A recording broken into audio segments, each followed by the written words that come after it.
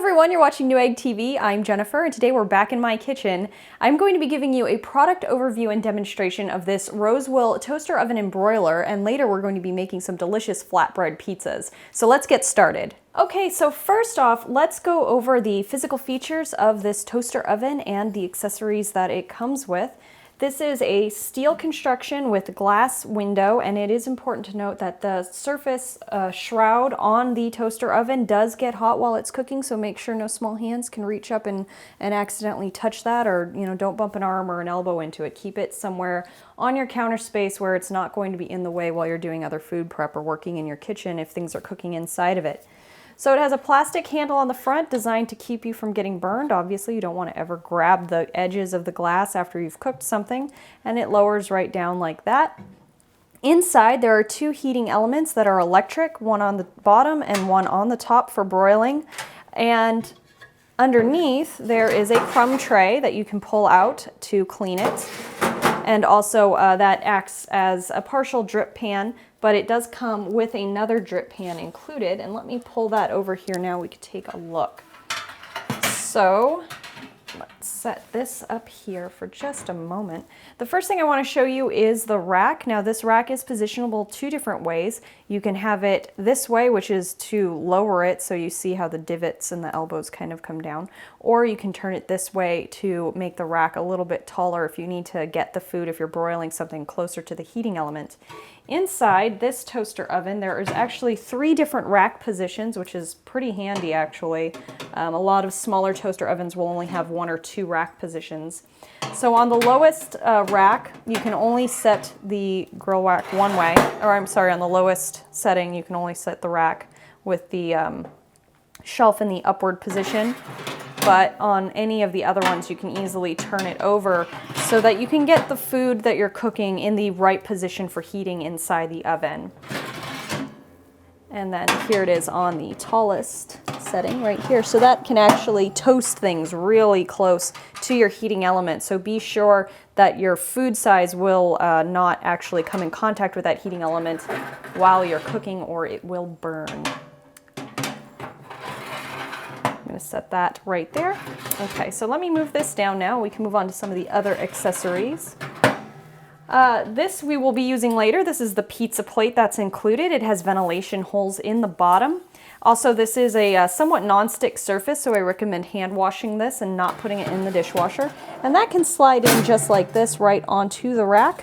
So you would use them both while cooking. Set this aside now. Also, this comes with a broiling pan for cooking meats and a drip catching pan here. So you just put one inside of the other, or it can go the other way like this if you have something larger, and then slide that right in. Over here on this side of the toaster oven are all of your various control knobs. Now there is a power on indicator light here so you can know if it's actually heating or not. Right now I don't have it plugged in at all, so you will not notice it. I do recommend that you keep this toaster oven unplugged while it is not being used, because it will draw electricity while it is plugged in, but also it can prevent any accidental, if a child comes up and starts turning the knobs, it will prevent accidental heating if you just keep it unplugged while it's not in use. So up top we have a temperature setting for the baking features, and you can turn it from off all the way up to 450 degrees. The next function, this is the cooking function for keeping things warm, broiling, or baking or toasting. So when you are setting your temperature, you would, you set, for baking, I'm going to set this at 350 degrees. I'm going to turn my function all the way over to bake, and then I'm going to set my timer to, whatever the time is. It goes from 10 minutes up to 60 minutes, and then for toasting it has a light and dark feature down here, or you can switch it all the way over to stay on if you need to cook past 60 minutes. But toaster ovens and convection ovens of this kind are very, very efficient, so you really need to kind of get used to cooking in them, especially if you're doing a lot of roasted chickens. You'll notice that your cook time is actually much, much shorter than a conventional oven. And because of that, it is a lot more efficient, especially if you don't have a large family or a lot of people to cook for. I have always had a toaster oven in my kitchen for that reason, because usually it's just me I'm cooking for, so I don't really need to turn on my whole oven to cook a few pieces of chicken, and this makes cooking smaller meals really, really efficient.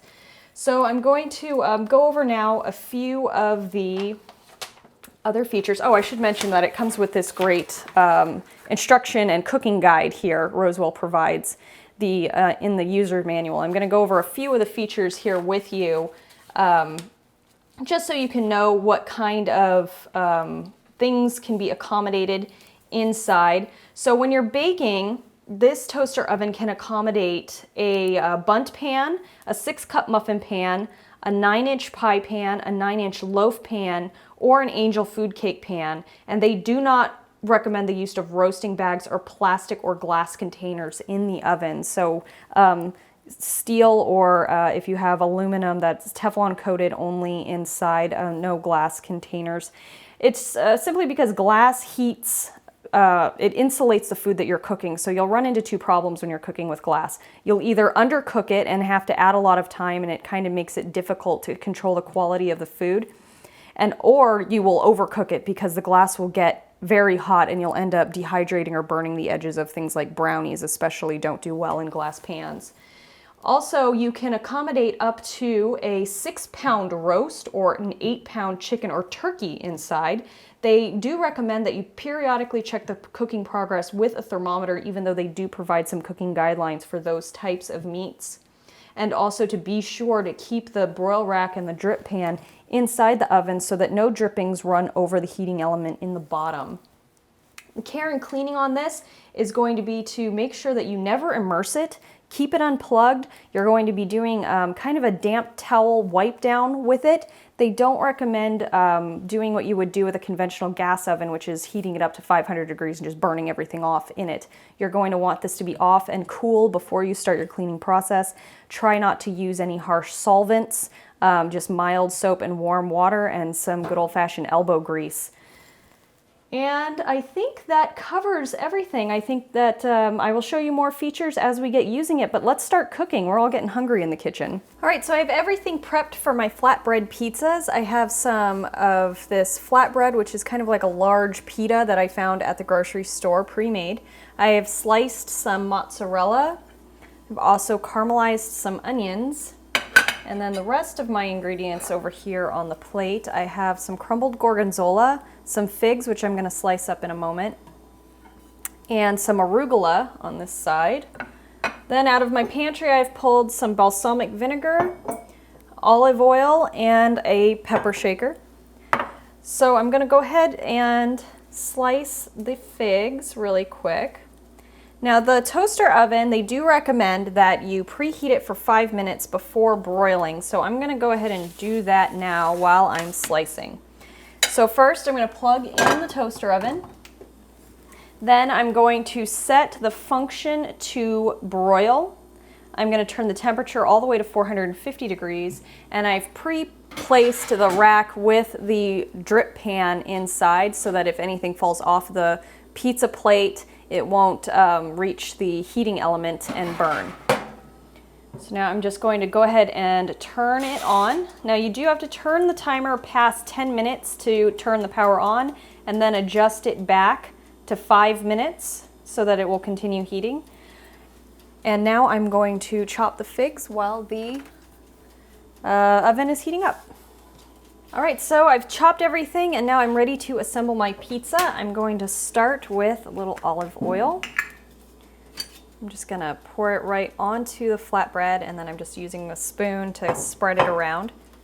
This will help my flatbread toast, but also it will just add a little bit of flavor and keep the bread from getting too dry or too crispy while I'm toasting it. Spread that around. Then I'm going to add a bit of my caramelized onions, and these are just onions I sliced and then caramelized in butter in a pan earlier. Spread that around underneath the cheese. I'm going to add some sliced mozzarella, just a couple pieces here and there. You don't want to make these too cheesy because the thin flatbread won't be able to hold that many toppings. Just put some cheese there, and then a little sprinkle of gorgonzola. Maybe a little bit more gorgonzola.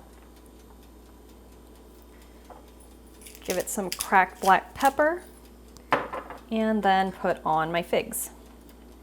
And I'm going to toast this for a few minutes before I add the arugula. Otherwise the arugula gets too overcooked. You just want to wilt it. You don't want it to brown or get really soggy or anything like that. You just want it to wilt down onto the pizza a little bit. So I take out the pizza and then add the arugula. So here comes the first step. We're going to toast this pizza now. I have the toaster oven has been preheating now for 5 minutes. Now I'm going to turn it to toast for another, let's put it at 6 minutes so that we can melt the cheese. And set it right inside. Careful not to touch any of the metal parts. And we'll see you back here in 5 minutes. Okay, so now the pizza is ready to have the arugula added. So it looks like this now. We've got the cheese bubbling, got the crust nice and brown. So I'm just gonna add a little handful of arugula and let it wilt over the top. Oops. I'm gonna give it about another, just 1 minute. The arugula is pretty delicate, so you don't need it to cook for too long. The pizza is all done. I'm just going to bring my board up here straight to the pizza and carefully slide it off. Close that up. And then for a finishing touch on this, I'm going to drizzle it with just a little bit of balsamic vinegar. Just a few drops here and there. Get a little extra flavor. Okay, so let's have a look.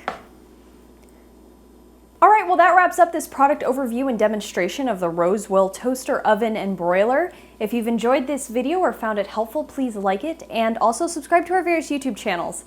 Until next time, I'm Jennifer and thank you for watching Newegg TV.